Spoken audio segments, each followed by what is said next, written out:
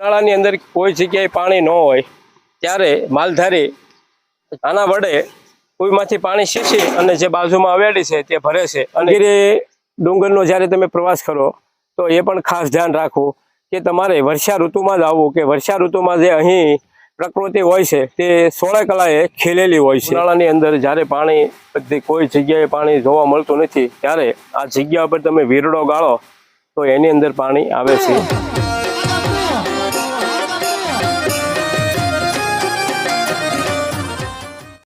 નમસ્કાર મિત્રો, સ્વાગત છે તમારું અમારી ચેનલ લોહંગ ટ્રાવેલમાં. આજે આપણે આવ્યા છીએ એક પ્રકૃતિને ખોળે વસ્તુ અને સુંદર રમણી જેસર તાલુકાનું કાતરોડી ગામ.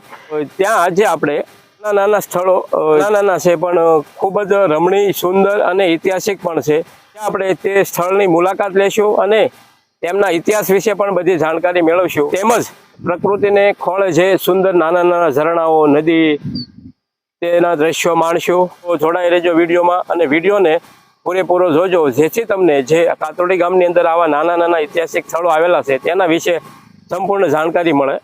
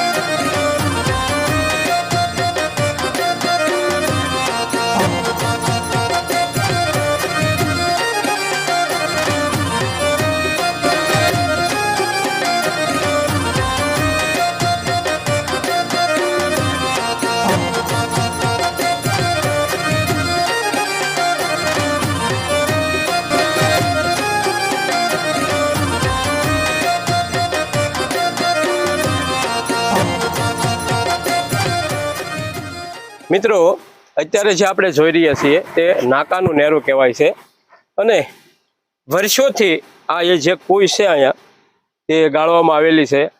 એ મને પણ નથી સાંભળતું કે આ કેટલા વર્ષ થયા છે આ કુઈને. આ કુઈ તમે અંદર જોશો તો આ નેરાની બરોબર છે, છતાં આ કુઈની અંદર હજી ક્યારેય પાણી ખૂટ્યું નથી. જ્યારે ઉનાળાની અંદર કોઈ જગ્યાએ પાણી ન હોય ત્યારે માલધારી આના વડે કુઈમાંથી પાણી શીશી અને જે બાજુમાં આવેલી છે તે ભરે છે અને ત્યાં તેમના જે પશુઓ હોય છે તે બધા પાણી પીવે છે. તો આ પણ એક ઇતિહાસ જ કહેવાય કે અહીં હજી સુધી ક્યારેય પાણી આ કોઈની અંદર ખૂટ્યું નથી.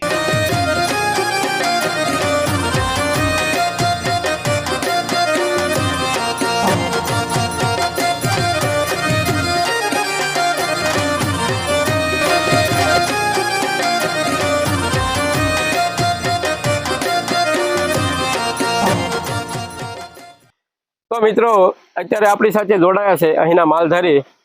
તમારું નામ શું છે? કાનાભાઈ કરશનભાઈ.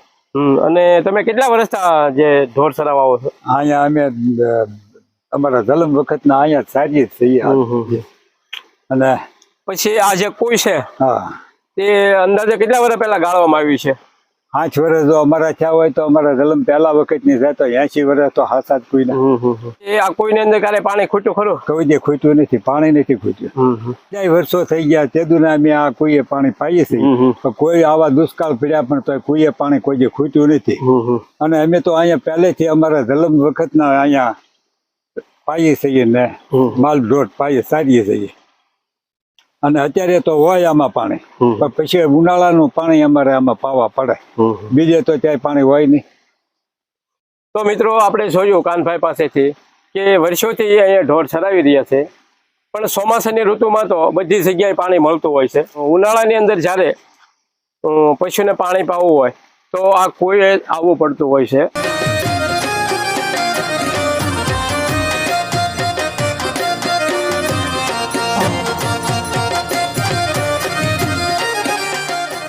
મિત્રો તમે જે મારી પાછળ જોઈ રહ્યા છો તે ધોમગીરી ડુંગર કે જે એક ફરવાલાયક સ્થળ છે તેનો પણ આપણે નેક્સ્ટ વિડીયો બનાવશું અને તે હું તમને બતાવીશ કે ખરેખર તે સ્થળ કેવું છે.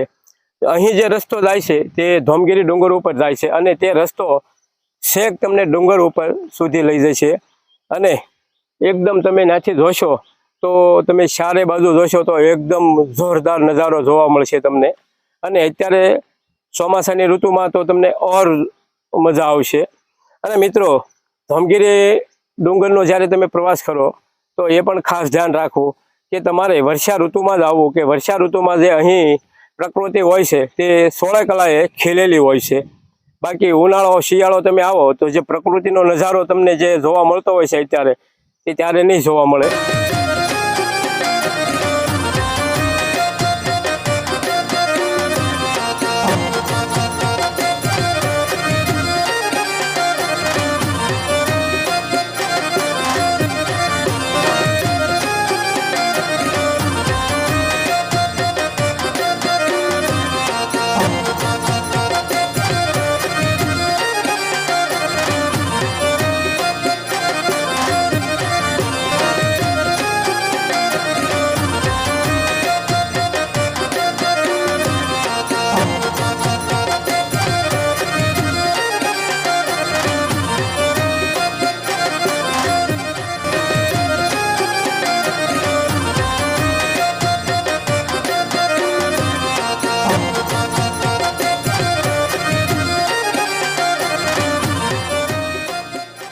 તો મિત્રો અત્યારે આપણે પહોંચ્યા છીએ જે સ્થળનું નામ છે જે છાપરાના ખોડિયારમાં કહેવાય છે અને વર્ષોથી અહીં માતાજીનું સ્થાપન છે અને આ નેરાની અંદર ક્યારેય પાણી ખૂટતું નથી. મિત્રો ઘણા વર્ષો સારા હોય મોડા હોય છે પણ સતત અહીં ક્યારેય નેરું છે તેની અંદર તો પાણી ક્યારેક ખૂટ્યું હોય પણ છતાં તમે વીરડો ગાળો તો તેની અંદર તો પાણી જોવા મળે છે. અત્યાર સુધીમાં ક્યારેય ત્યાં પાણી સુકાયું નથી.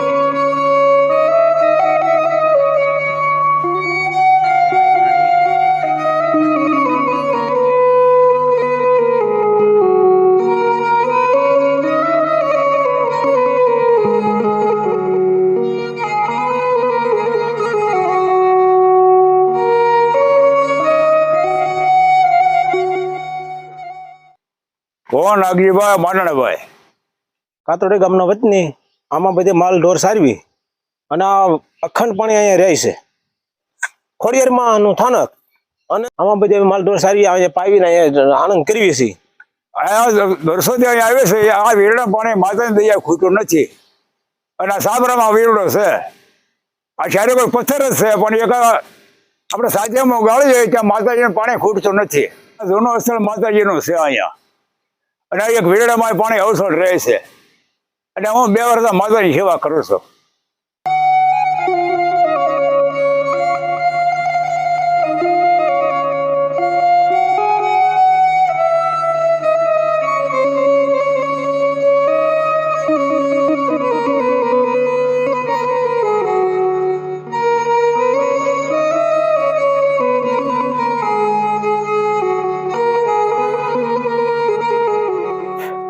તો મિત્રો જે આપણે છાપરામાં જે માતાજીનું સ્થાનક હતું જે નેરાની અંદર તે અત્યારે અહીં ઉપર લેવામાં આવ્યું છે અને અહીંથી પણ ઉપર એક ધોમગીરી જે ડુંગર છે તેની ઉપર પણ એક માતાજીનું સ્થાનક બનાવવામાં આવ્યું છે. તે પણ છાપરાના માતાજી જ કહેવાય છે. તો આપણે અહીં માતાજીના દર્શન કરીએ.